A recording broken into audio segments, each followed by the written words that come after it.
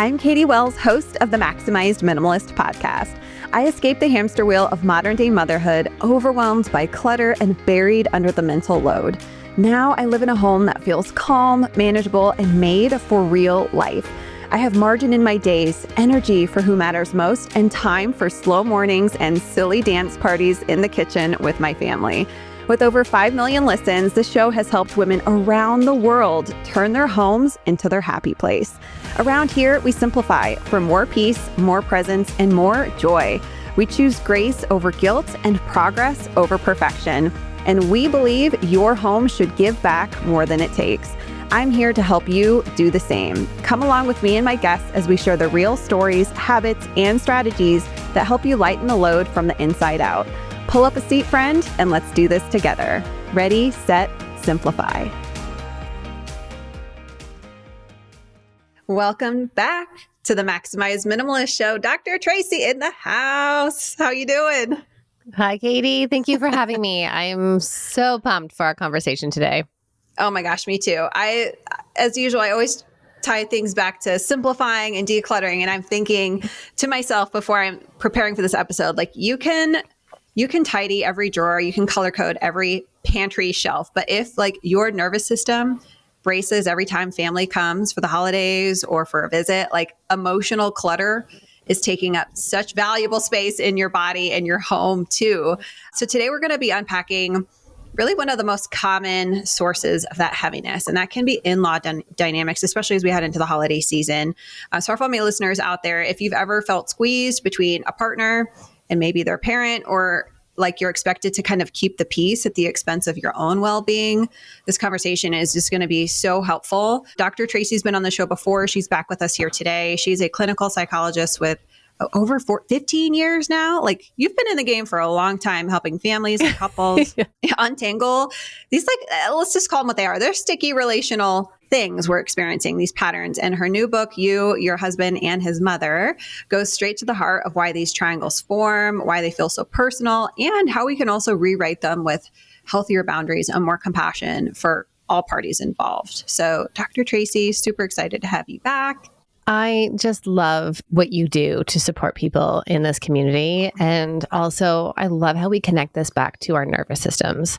Because I think of and truly, I mean, it's almost been 20 years since I started sitting in front of people. And I see couples who have these hijacked nervous systems. And what I mean by that is, of course, the fight, flight, freeze, fawn. And they can't get on the same page because old family systems, they're just playing havoc on their bodies and their minds, and they lose the connection to each other. And we know, of course, that when you're connected, you're more resilient. You can make those decisions. You can navigate the hard, but we can't do that if we're just overwhelmed. You mentioned just now kind of one root of it being like maybe how we grew up around seeing maybe our caregivers interact with their in-laws. So I think maybe that feels like a good starting point. Do you think that kind of tees up our expectations, or the kind of like the narrative in our culture that it's like these weird, kind of like strange interpersonal relationships, and like, oh, it's just the way it is because that's how everyone's relationship is. And then like that kind of forms our perspective, and then in turn, I don't know, take it from here. Yes. Well, and this is such an interesting element to writing this book, to doing this work, is it's complex. We're looking at the family system you and your partner come from. We're looking at you and what you bring to this dynamic. And then we're looking at your partner and what they bring to the dynamic. And then we're actually looking at the couple dynamic. And I do all of that breaking of that down in the first section of the book before I go into my vault method, which is really the skills and tools you need to move forward through this. And also I want to plug here, I tell people, if you're about to get married, if you are about to have a baby or any big life transition, this is the system that you want to put in place. So chapter 3 is all about looking at what you bring to the conversation. Because if, for example, there's one client I worked with that always stood out for me, is that she had an intrusive mother. So even just her own caregiver, she would get home and her mother would be there ready, asking questions. How was your day? And if she said, fine, as teenagers do, as 8-year-olds do, her mom would press, well, tell me more. Why aren't you talking to me? Why are you being so selfish, making this all about you? So this experience with a woman in power, because it's our caregiver, was so negative that then when she had a mother-in-law coming to her and saying, tell me about how work's going. How are things with the baby? She would, like, her nervous system in that moment would go danger, danger, danger. And we really had to kind of piece apart, what are you bringing to this dynamic? What stuff is showing up for you? Oh, interesting. This is that old stuff there. And I wonder if we were to look at it from your mother-in-law's perspective and how can we see this in a different way? And then we also show up with some of our old wounds. Many daughters-in-law come to me saying, I wanted a mother figure. I wanted another family. I wanted to be seen and cared for. And so then, of course, naturally, Katie, what do? Most women show up in that pleasing perspective, that pleasing position at the start. And so we are the good girl daughter-in-law when we first meet our mother-in-law. And then over time, things change. Maybe you have a baby and you now want boundaries and limits. You now want to say, no, please don't come over just unannounced. But when that change and shift happens, we forget to have those conversations and discussions around expectations. And then that's where all of this tension and bumping up against each other really starts. Yeah. And I can see too, with a third party, so you have your partner, they have their own expectations, their story related to this, just like you talked about. And like going into the holiday season, a common struggle I hear about is like, why isn't my partner talking to his mother about this? Why do I have to be the bad guy? Or why do I have to be the one that draws boundaries? And then like that creates friction in the relationship too. Can you speak to maybe a starting point, or is that like the vault method you hinted that you talked about, that you talk about in your book as well? Yeah. And let's make it really tangible for listeners, because I love when listeners can walk away saying, okay, I'm going to do this piece. And then at the same time, grab the book, because the vault method is going to walk you through all of that. But one of the common struggles I see with couples who come into my office, and again, maybe it's not even his mother, maybe it's yours. And that's where the system can still apply. Or maybe it's your father-in-law or sister-in-law. My husband read the book and he had said, wow, the vault method could be used for couples who are in business together, right? Or like just the exercises are really powerful. So this experience between couples is where one person goes to their partner and said, your mom, again, she brought the pasta dish and filled the fridge. And then she said, why don't you have socks on the baby? And then when I said, please pass baby back, she said, no, I'm good. And these are just these micro moments. And for some people, they can go in there and say, well, I'm taking baby, it's nap time. But then maybe mother-in-law says, and I'm just reciting the common stories. So here, mother-in-law says, oh, don't be ridiculous. We didn't spend so much time obsessing over sleep when we were parents, or that's not how we did it in our day. And so you go to your partner after mother-in-law leaves and you say, oh man, why does your mom have to be like that? And some of the common mistakes and painful moments is when your husband then says, that's just mom. It's not a big deal. Don't be sensitive. You're too sensitive. Just brush it off. And it's not often just the first time. It's the repeated moments that build up where one partner starts to feel completely invalidated, unseen. And this is where some of that division starts in the couple relationship. And so as just even the first handle to hold on to here, when you go to your partner expressing to them something that doesn't feel good, always avoid attacking his mother's character and personality, because when you do that, he'll immediately get defensive. We all get defensive of our parents, of our childhoods, and our memories. And if you go instead and talk about, first ask yourself, what do I need? What is it that I really need in this moment? And is this the big issue? And I do help people, this is in step 5 of the vault method, I help people really identify what's the thing we're working on. Because if you're going to try to address every passive aggressive comment from your mother-in-law, you will exhaust yourself and you will spiral with your partner and also with her.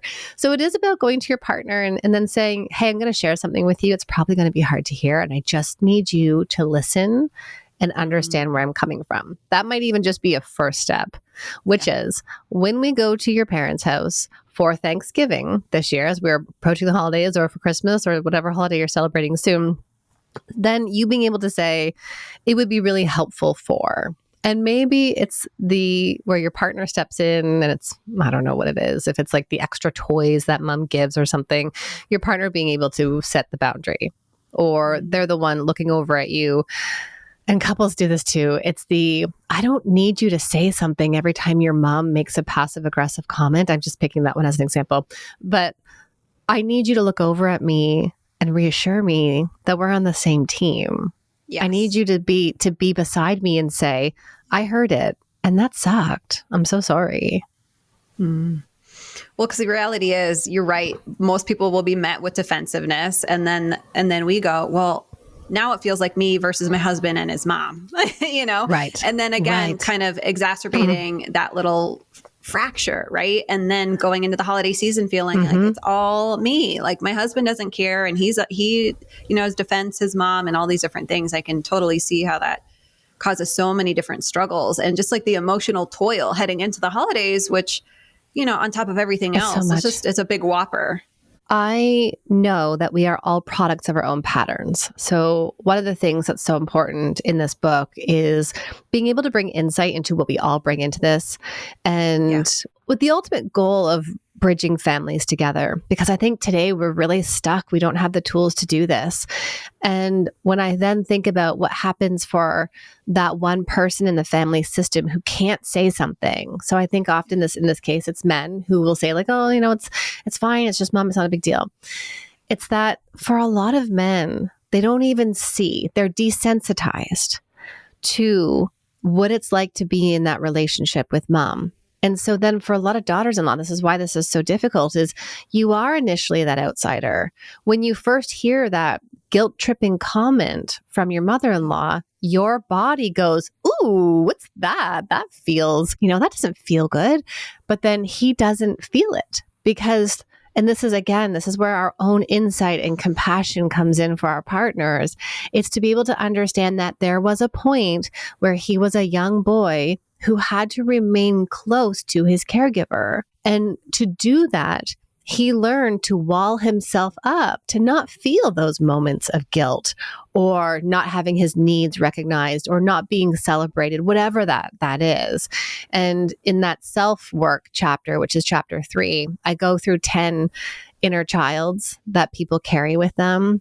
And I think of a lot of men who learned to be either the golden child or who learned to be the peacekeeper. And it's tricky, right? Because then here you are as a partnership. And I say to men, you are not abandoning your family, but instead you are prioritizing the emotions and the needs and the values in your own home first. So the vault method, can you break that down? And I think it helps us kind of get to the heart of it, build these healthier boundaries with more compassion. Can you walk us through what that stands for and what it might look like to practice it?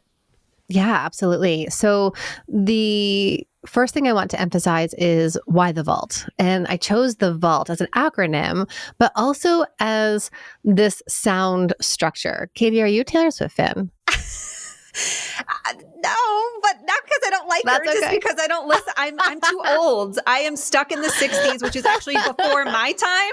But girl, like I am like way beyond, like I need to be resuscitated. So sorry, I'm not the best example. No, not at all. I grew up listening to oldies. I'm going to use my quotation marks with my parents every Saturday night. And so my husband, whenever I'm listening to music, my husband's like, "What? When were you born? Like you're an 80s child. Like why? Correct. What are you doing?" Like, anyways, I was thinking of she's got these vault tracks, right? And like they're kind of in this structure. Anyways, I digress. So I came up with the vault imagery as how do we have this sound structure as a couple? That's really what I want people to move forward with.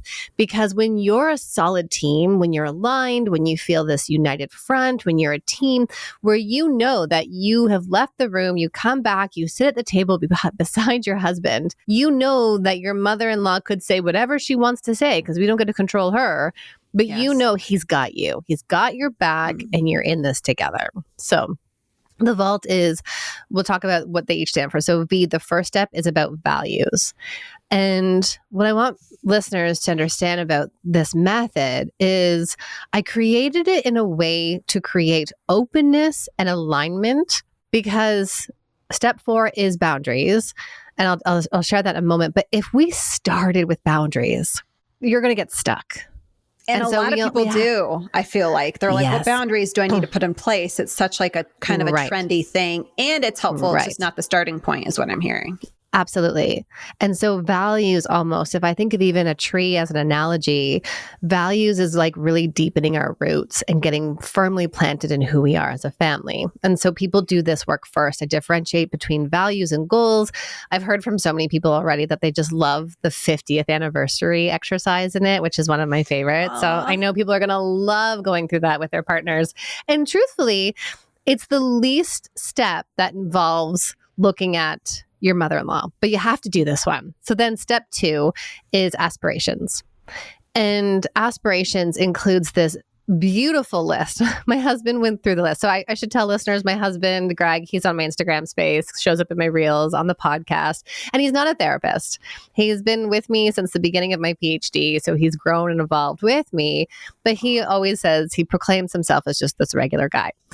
But he read through the book and he goes, whoa, if people had step 2, couples therapists would be out of business. And I chuckle because it's these questions that admittedly, even we didn't have when we first got together.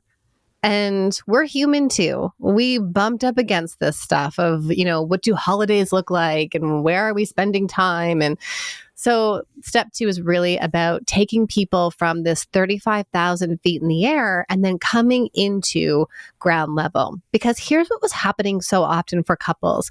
They would show up in my office and say, well, family matters to both of us. Yeah, I get that. Of course, most people will say that.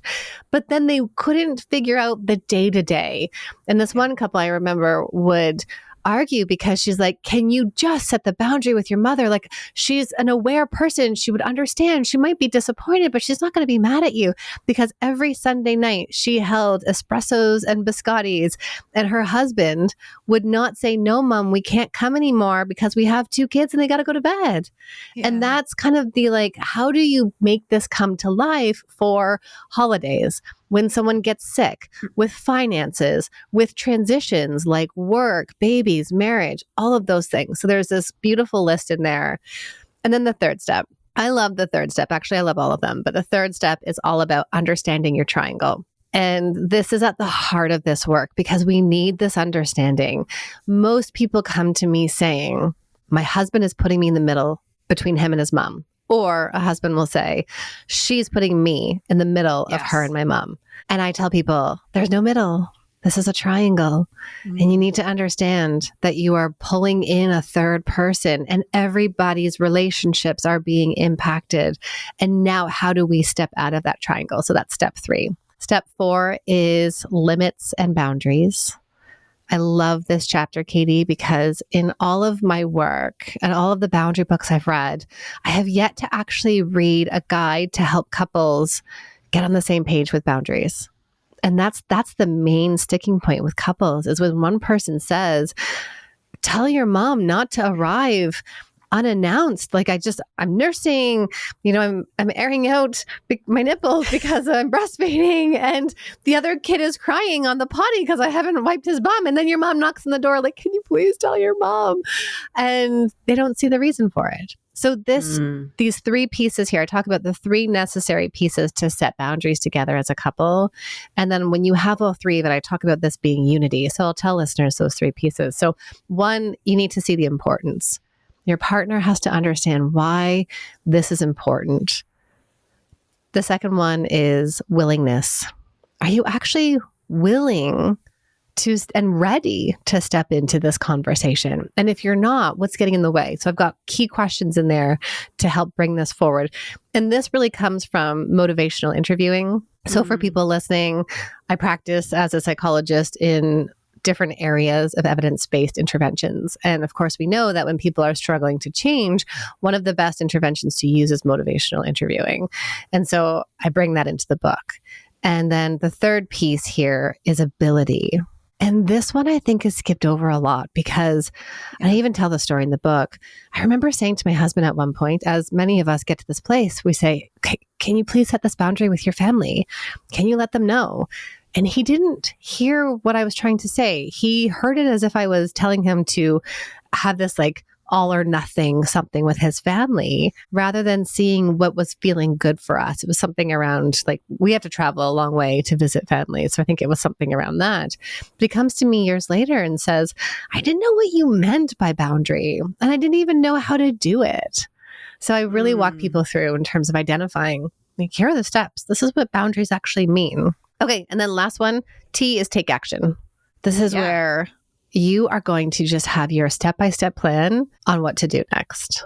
I'd imagine it goes a few different ways after we take action, or I should say our partners take action. And that is his family member, his mom in this case, is met with disappointment, anger, frustration, or there's a middle ground. I understand. I'm disappointed and I understand.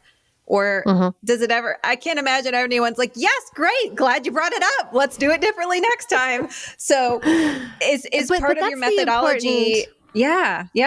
That's the important piece though. Sorry, I'll let you finish the question. Is part of the methodology to help navigate that? Yes, exactly. So it's like, I'm very much a person that's like, okay, here's what I say going into it, but then all these different ways they could respond and navigating. And again, it's that, like you talked about to start with, it's that inner, like, I want to keep the peace.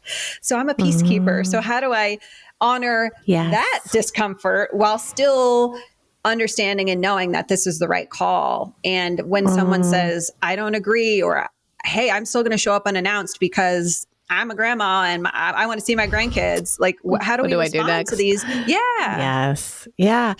And so that's where the whole book comes together. So in chapter 1, readers learn your mother-in-law type. This is not a diagnosis. You're not going to read the book, turn to your husband and say, I've discovered it. Your mother's a narcissist. That's not helpful. We are not doing that in these conversations. I think everyone's getting labeled a narcissist these days anyway. I think it's we're over-diagnosing.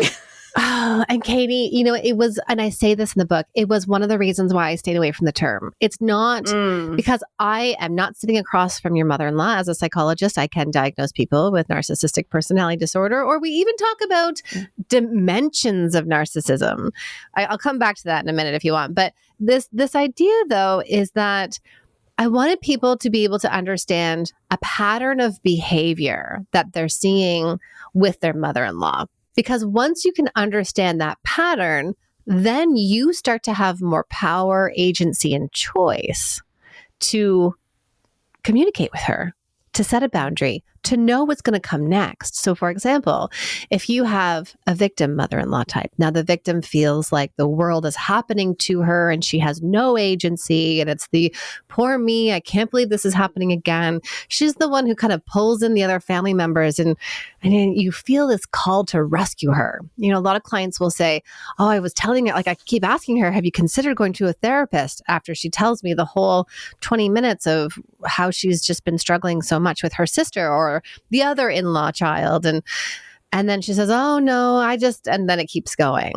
And when we can identify who we're dealing with, who that person is, we then get to decide, how do I respond? Because with a victim mother-in-law type, we don't want to get drawn into this solving, rescuing role, because it further feeds into that.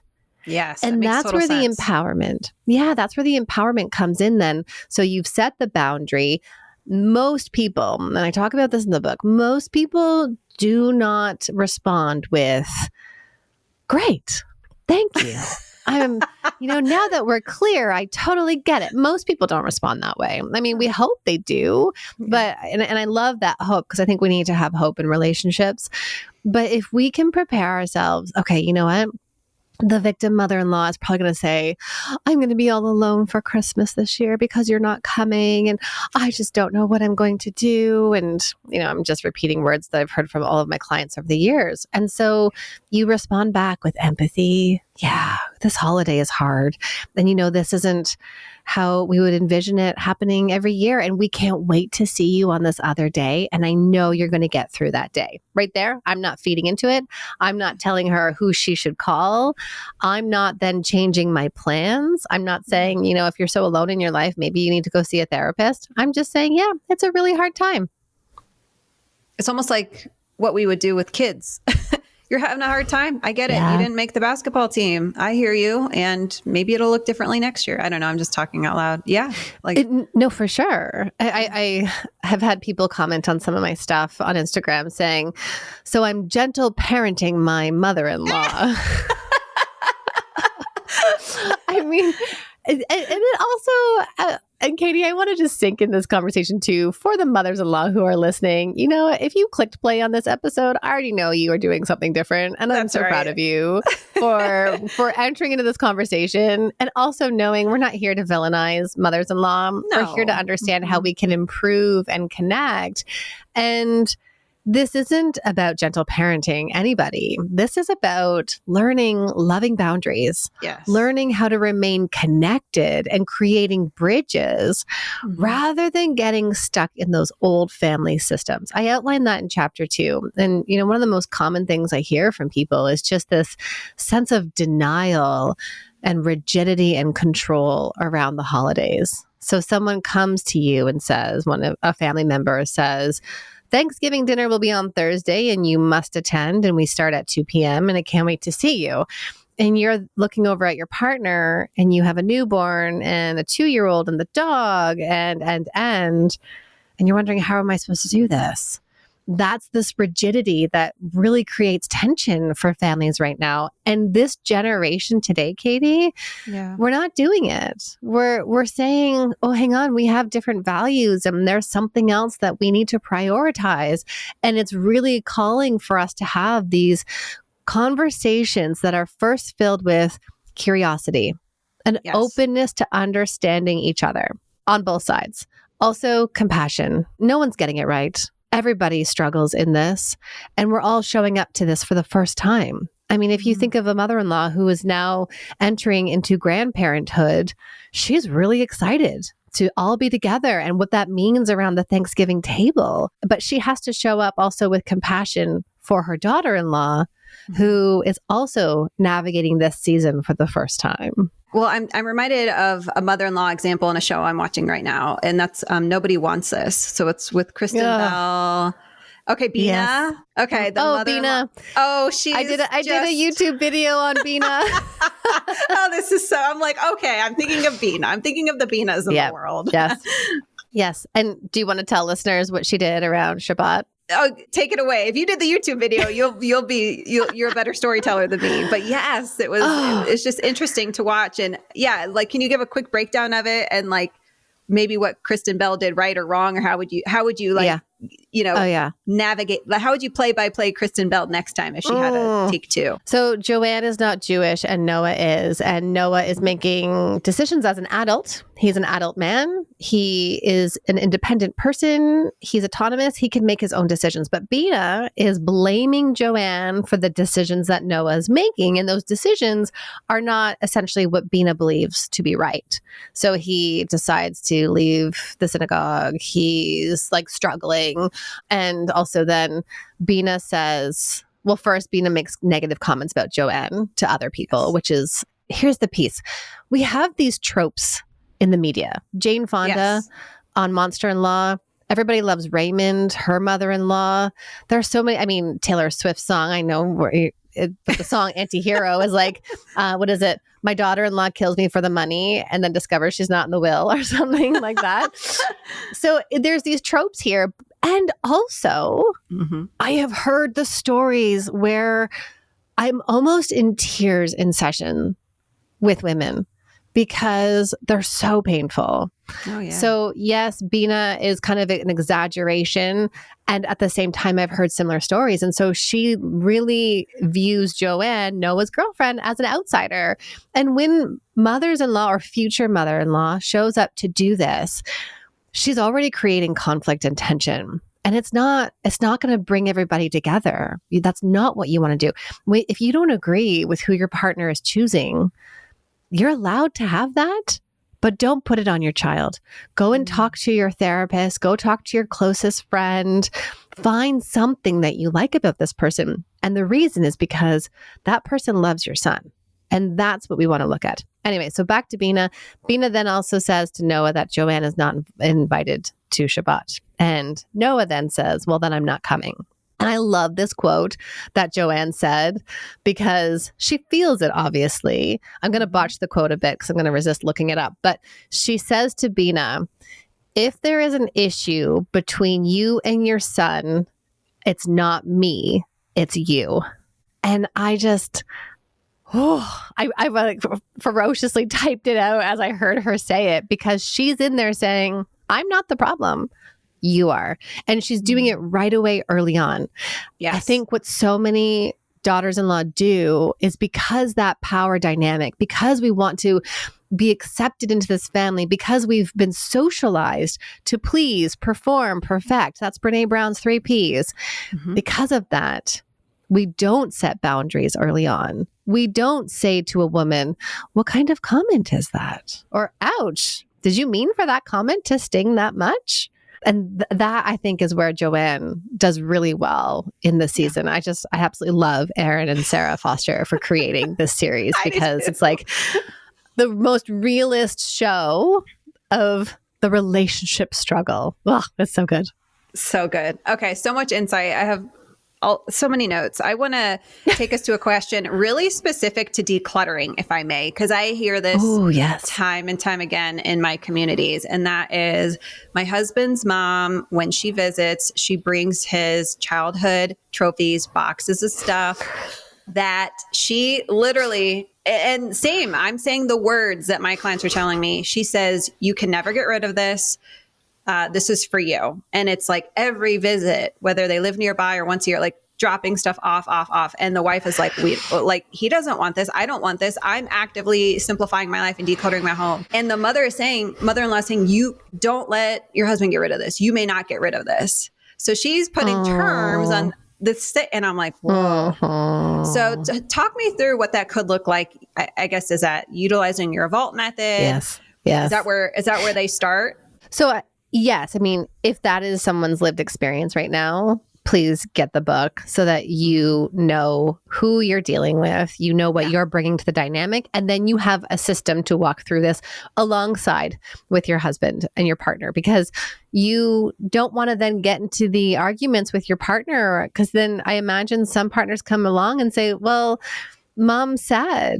And Katie, we had this massive stereo system in our house. It was stored away in a closet. It was creating my husband couldn't use his closet because he was storing his grandmother's. His grandmother lived till 95. I mean, she was an amazing woman. We're so blessed that she did meet our children. They still talk about grandma's pies. Aww. Like, it's just beautiful. And my husband was holding on to the stereo system. And I thought, but we don't listen to CDs, and they make really great speakers, 50th of the size and. So here's the thing about this. So what are our boundaries? And I think a boundary. So for listeners, I want you to know this. Anytime you ask something of someone else, you're actually not setting a boundary.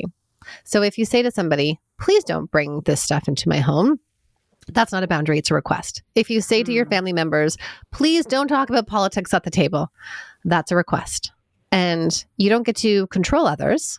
And we hope that people have that level of respect for you and they will then hear what it is that you're saying. But many times they don't. And so they're going to show up in all the ways that they want to show up. Now, the boundary is about what you are or are not willing to do. And so when she comes over and she brings the box and she says, you absolutely must not throw this out, then I would encourage you to consider one of two options. And again, this might depend on who your mother-in-law is, what the relationship is. Like, this is going to depend, but I'm envisioning this. There's two roads. One, you say to her, thank you so much. I can tell that this is really precious for you. Now that you're bringing this into my home, into our home, my husband and I will go through it and we'll decide together what we're going to keep and throw away. And that's all you say. And then if she says, well, no, you have to keep it all, then you say back to her, it sounds like you need to keep these items in your home. I don't know about you, but I know in that moment, it's so easy for me to be on the outside and to say that. But in the moment, I'd be like sweating. I'm like, okay, well, then you need to keep the box, right? But so it's kind of this piece again of like what I am and am not willing to do. And then the other thing too is, and I think of all the clients who've come to me and have said the number of times I've told my mother-in-law, no more gifts. Please do not buy 10 outfits. It's too much. We do not want all these toys. And I'm just thinking about the time that, we accepted a gift and it was lovely from one of our extended family members and I returned it. I'm like, nope, we're not keeping this one in the house. It was like the crawling bear with the noise. I'm like, cannot do this one. Please, no. But the thing is, you can exhaust yourself telling people how to show up, but it really is about what you choose to do next. So if someone is bringing all of this stuff to you and you've already communicated to them, that tells me they're not listening. And then you can say to them, we're willing to accept this as long as there's no strings attached. Or we're willing to accept this, but as a reminder, it is a gift. And so we'll choose what to do with it next.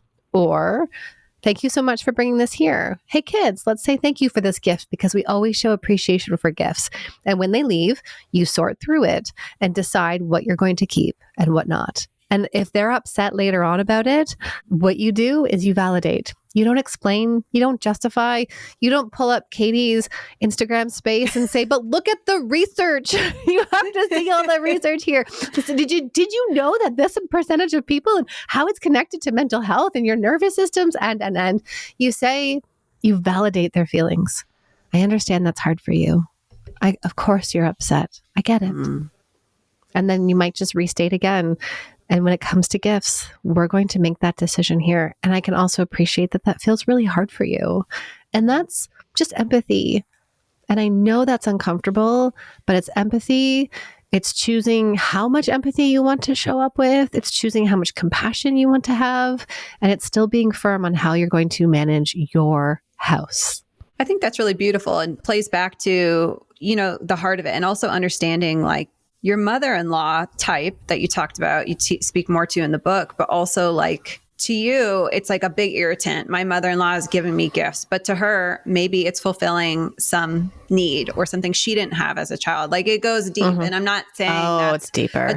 I'm not saying that's a justification and it makes it acceptable. But I think when we approach it with maybe a little more empathy and understanding and gentleness, it does shift how we head into that conversation or perhaps react and keeps us in tune with what this looks like on an ongoing conversation. And that's one other question I have too, is I think so many of us are kind of taught like here's the hack to put a boundary in place and then it's all unicorns and rainbows. But the reality is it never, correct me if I'm wrong, works that way. It does take ongoing conversations. It does. And also when they do get it right and they do give you a gift card instead of 10 outfits you don't need, say, oh my gosh, I love how you did that. And I so appreciate how I requested a gift card and you followed through.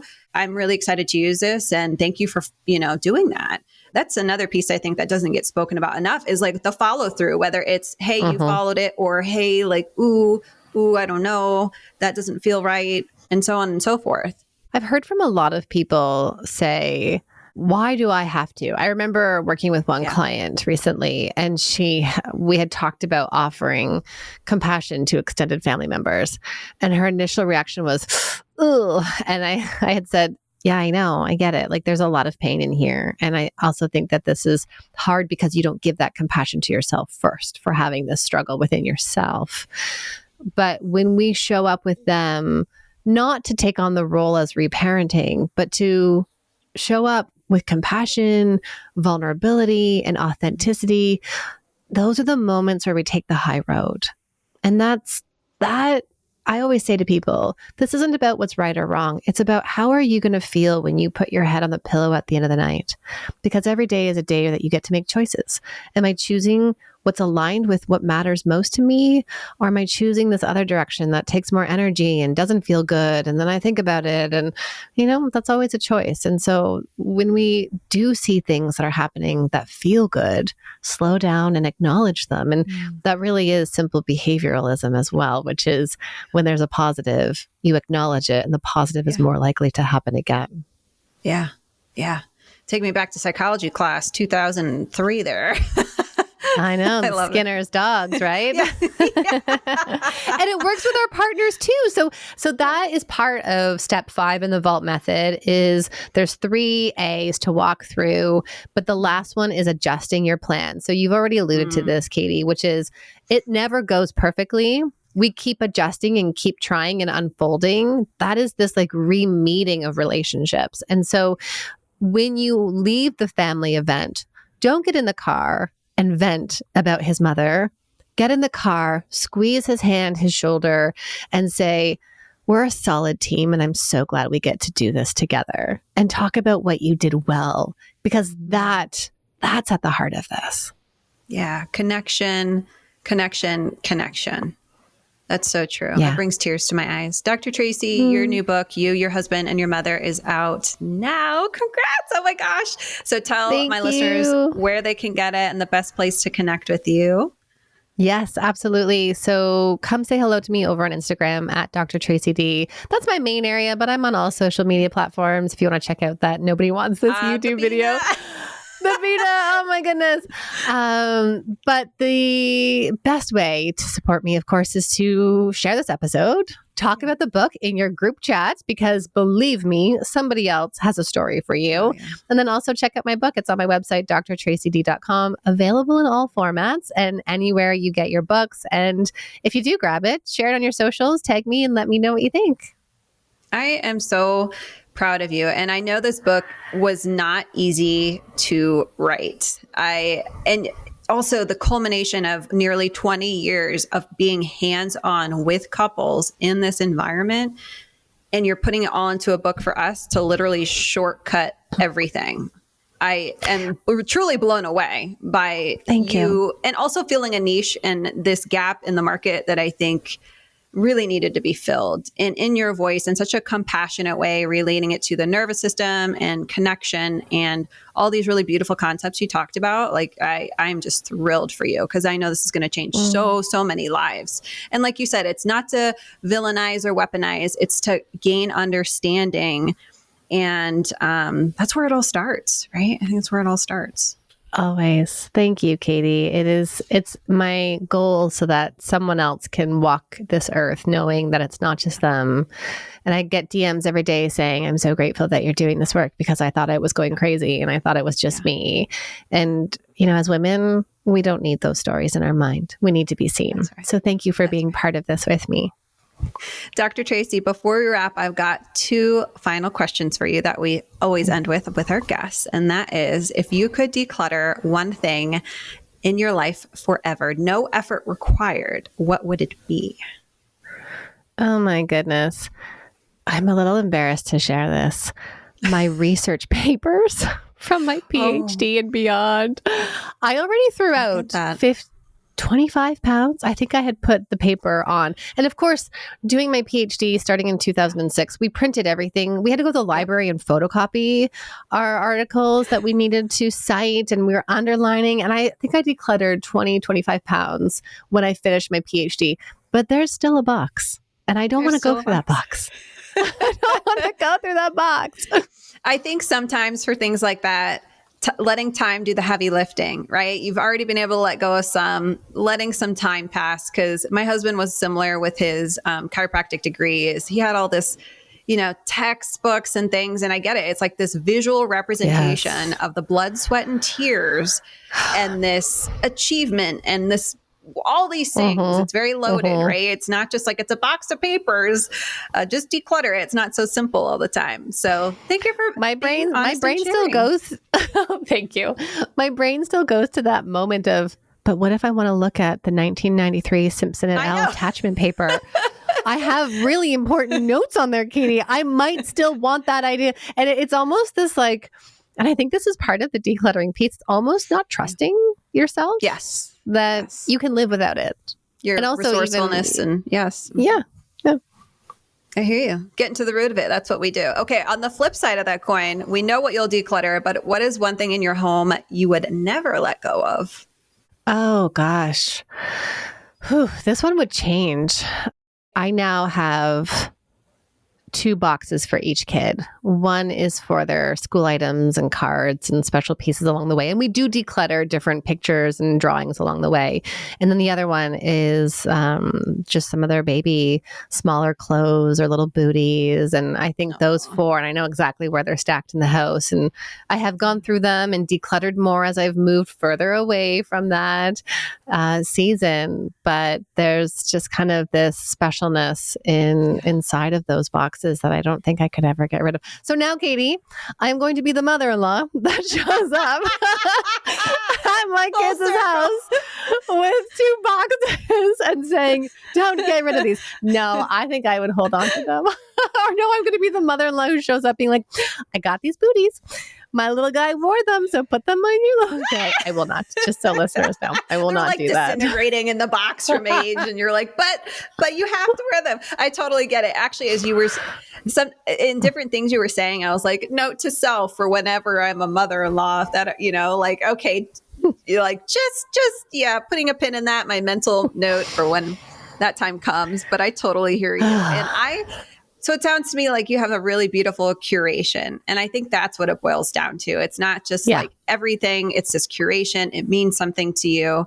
And that is something we talk so deeply about on the show, is that, this isn't so all black and white. You can't keep anything. It's not the age of you have to digitize everything that is important to you in modern day. Yes. Like, it's not what it's about. It's about keeping what represents the most meaningful things, like what tells the best story. And we all have that, especially through motherhood. And I always tell my clients at the end of the day, yes, we say kind of it's for our kids, but it's really for us, right? It's for us. And that's okay too. Yeah. So when we're mother-in-laws, I'm going to keep it for me and just say, hey, if you want it, you can take it, but I'm going to keep it for me. Sure. That's my plan right now. You can hold me to it and 10, 15, 20 years. I don't know. We're going to circle back around on this one. We will. We will re-meet again in that season, because it's going to look so different. My husband had a box of trophies, and we were not instructed to keep them, but they were just something that kind of traveled with us and had never really gone through. And then he went through them, and then my kids each chose one to put in their room. And you know how when kids like pack up to go to the cottage or something, they like, well, adults do it too. We're like, oh, I haven't worn that hat in a long time. I better pack that. My one kiddo likes to pack in all the random things. And so we arrive at the cottage one summer, and I open her suitcase and there's my husband's soccer trophy. She packed. And I thought, okay, cool. It felt important to her in the moment. We've had moments like that where it's like, what? Okay. I mean, here for it. That is such a great story. I love it. Save your trophy, because you never know if your kid wants to take it on vacation. All right.